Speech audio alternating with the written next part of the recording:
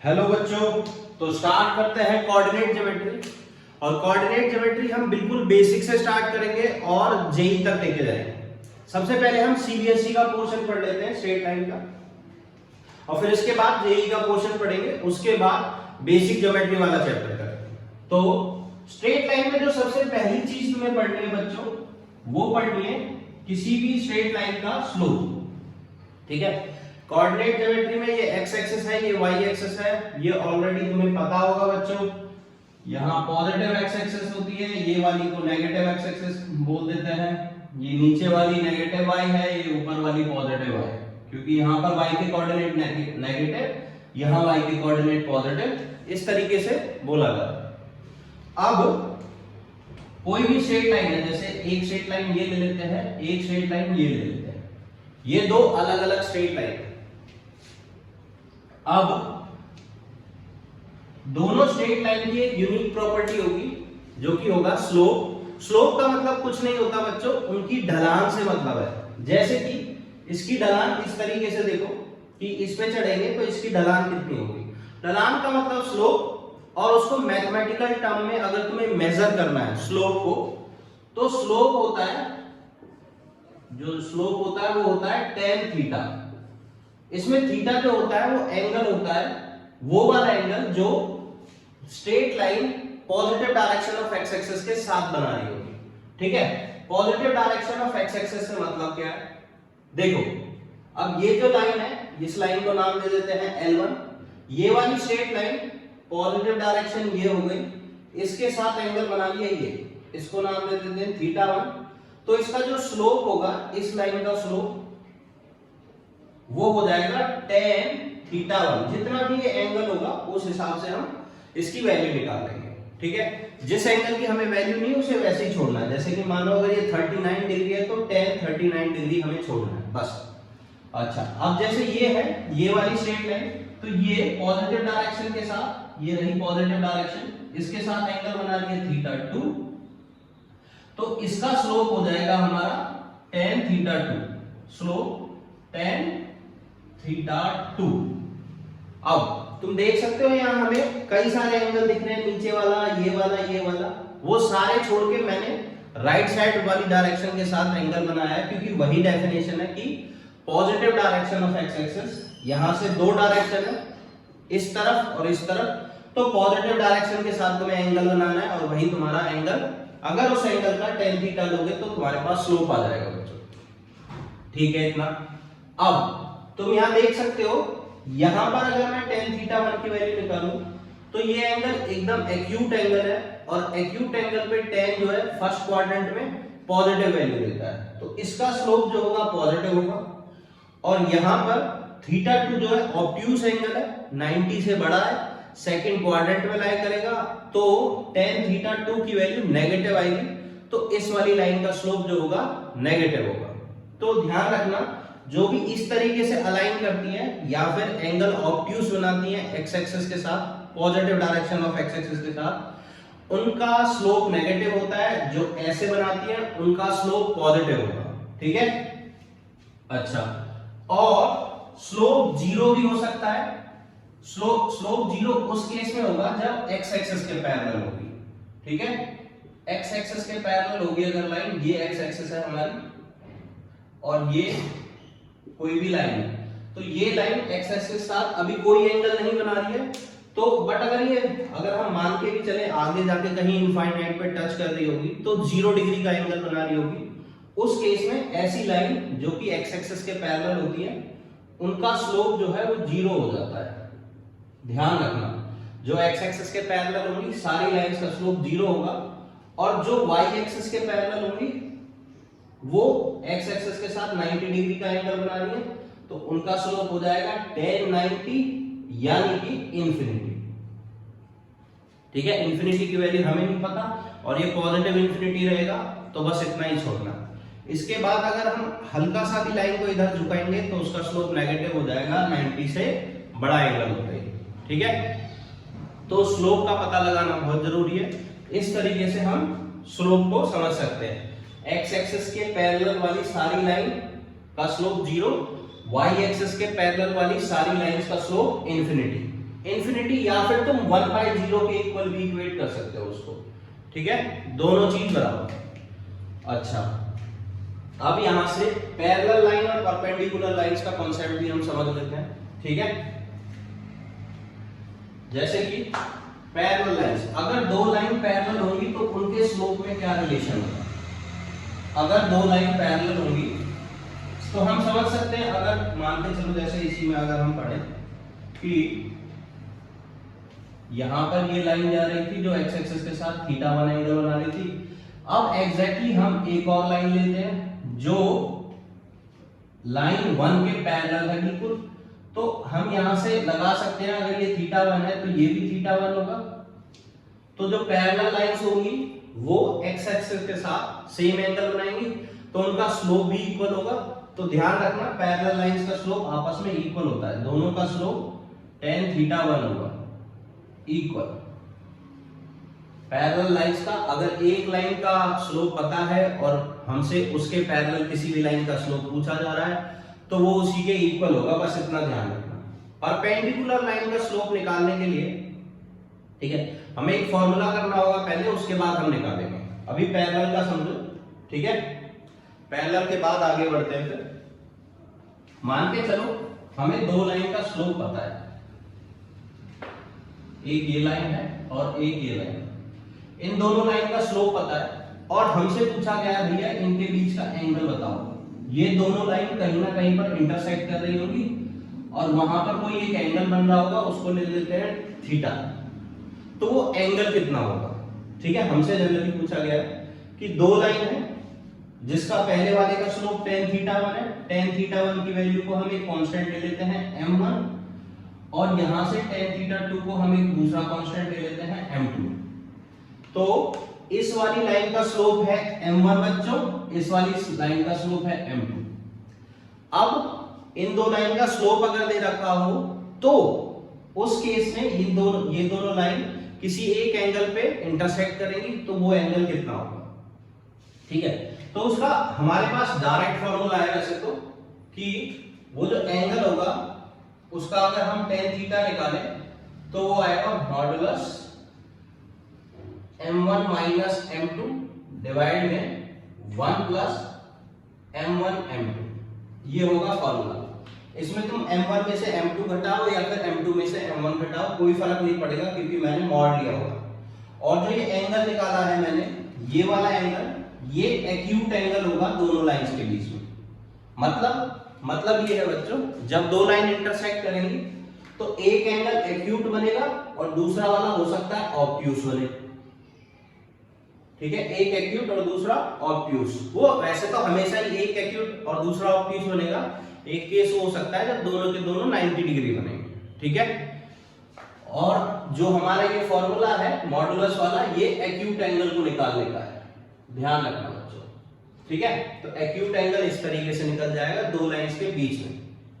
अब तब क्या होगा जब दोनों लाइन आपस में परपेंडिकुलर होंगी, ये वाला जो एंगल है ये थीटा 90 डिग्री हो जाएगा जब दोनों लाइन परपेंडिकुलर होंगी।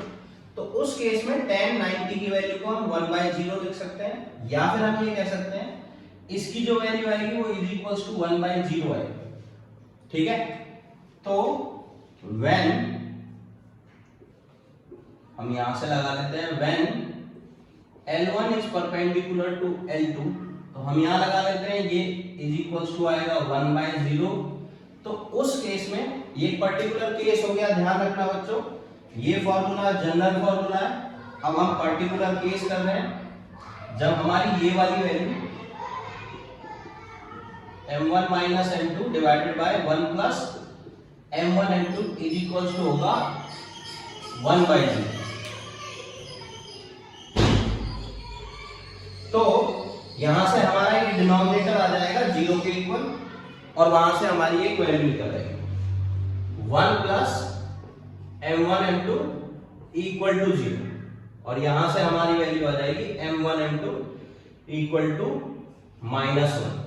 तो यहां से हम कह सकते हैं दोस्तों, अगर दो लाइंस परपेंडिकुलर है तो उनके जो स्लोप का प्रोडक्ट आएगा वो -1 के इक्वल आएगा, ठीक है। उनके स्लोप का प्रोडक्ट यहां देख सकते हो m1 into m2 -1। ये प्रूफ तुम्हें ध्यान रखने की जरूरत नहीं है, बस डायरेक्ट ध्यान रखो कि अगर दो लाइंस परपेंडिकुलर होंगी तो दोनों लाइंस के स्लोप का प्रोडक्ट -1 के इक्वल आएगा। यानी कि मान के चलो बाय चांस तुम्हें इसका स्लोप दे रखा है 5/2, तो दूसरे वाले का स्लोप ऑटोमेटिकली क्या हो जाएगा -2/5। कैसे हुआ देखो, 5/2 का मल्टीप्लाई दूसरे वाली लाइन के स्लोप से आएगा -1। इस फॉर्मूले में मैंने m1 m2 की वैल्यू डाल दी, m2 मान लिया मैंने ये, और m1 5/2। जब ये उधर जाएगा तो m2 आ गया 2 ऊपर -2/5। तुम डायरेक्ट याद कर सकते हो, एक दूसरे का रेसिप्रोकल होते हैं और नेगेटिव भी होते हैं।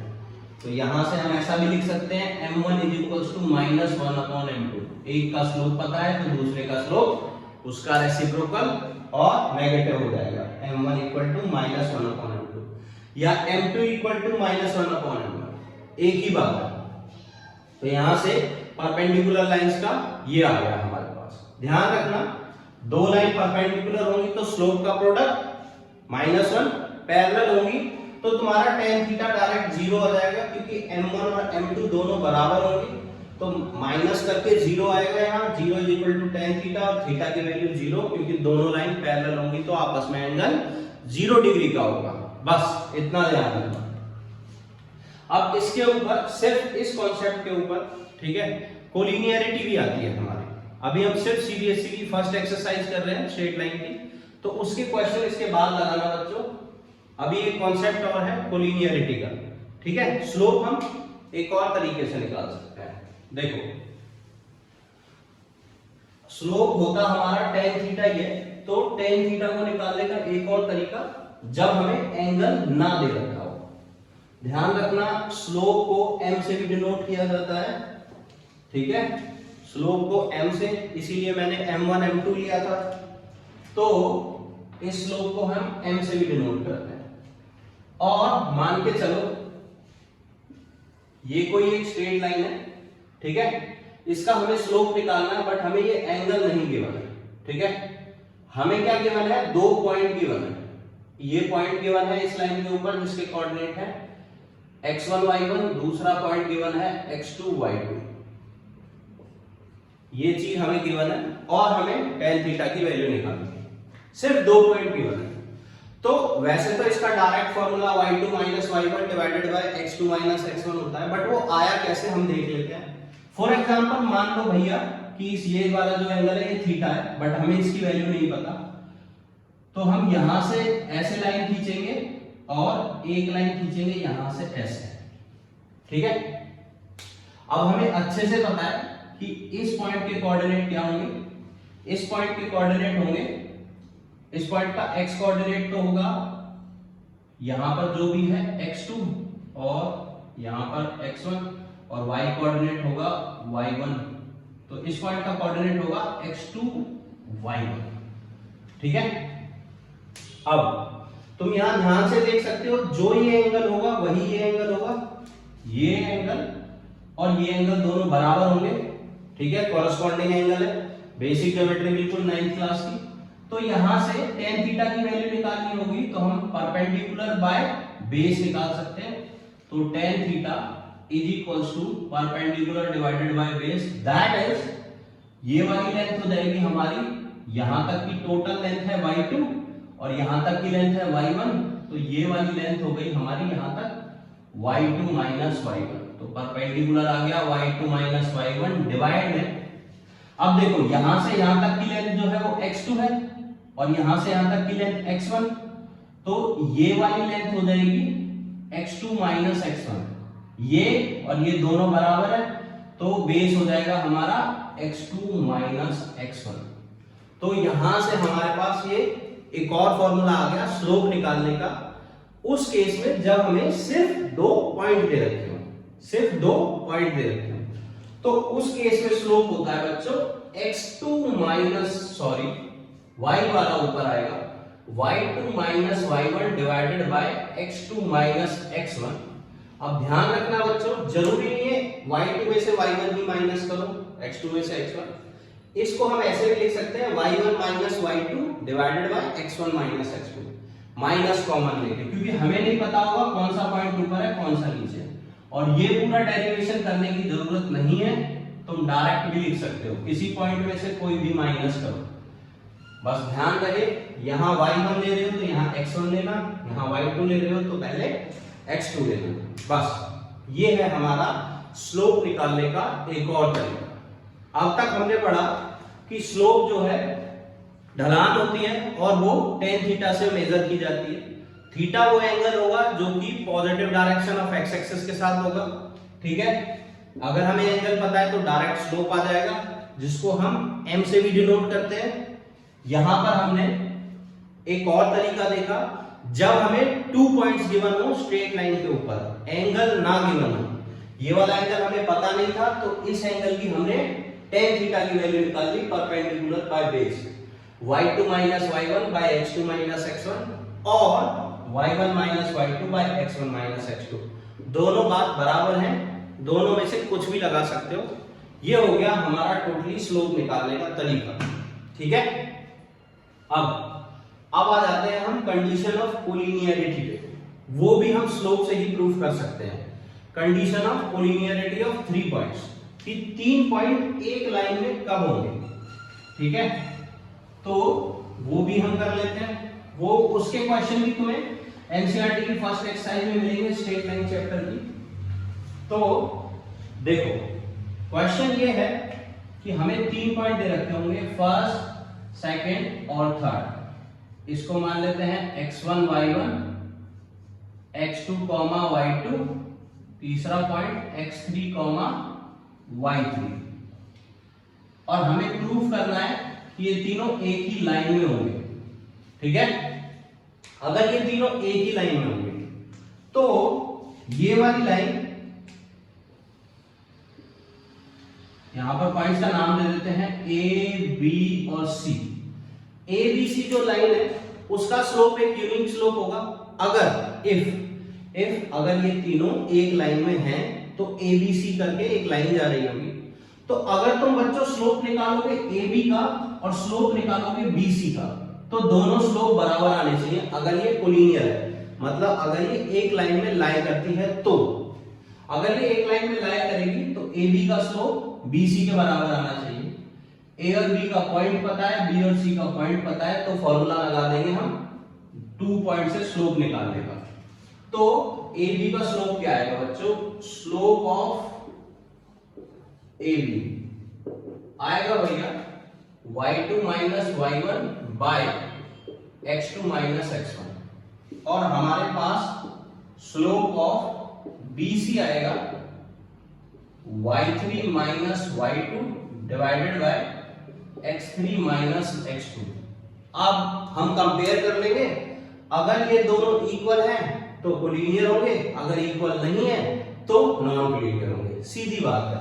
तो कंडीशन ऑफ कोलिनियरिटी अगर आएगी तो सीधा इन दोनों को इक्वेट कर देना बस बच्चों, और कुछ भी नहीं है। y2 minus y1 divided by x2 minus x1 is equals to y3 minus y2 divided by x3 minus x2।